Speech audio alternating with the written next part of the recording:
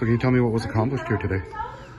Accomplished is not the word I would say. We have a good beginning. We've started something. We haven't accomplished anything. And that's a dialogue that has been missing for a great many years. There was a request for the Canadian government to come and see us about our friendship agreement we have with them under Treaty to the Crown. And that's been ignored for a great many years.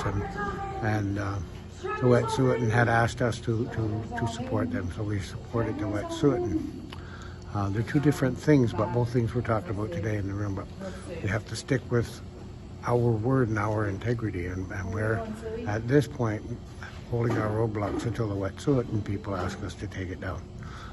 That would mean to us that they have negotiated a means by which they're comfortable to go on without that type of support.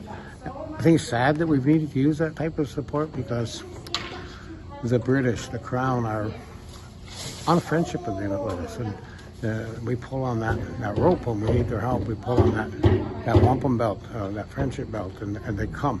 And when they need our help, they do that same thing, and we come. But we pulled on that. We sent a letter, and we asked them to come, and they ignored that.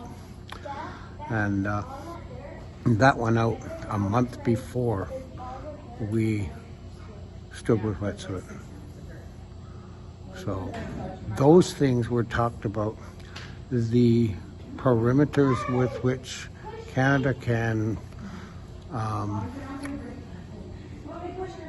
impose Canadian law without the consent of Native peoples, communities, and Native governments and the hereditary systems, not the band councils, because the band councils represent Canada's employees in our communities.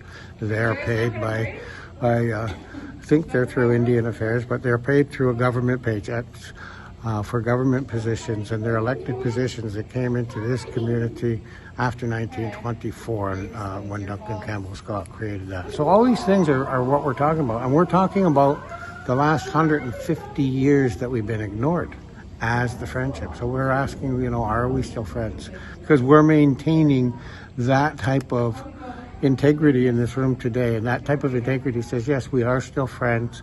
And like any friendship, sometimes you need to talk about some things that are happening in hard times. We might not be able to disagree, but we can always come up with a respect for each other. And I think both sides are willing to work toward a good solution. That would be all I have to say about it.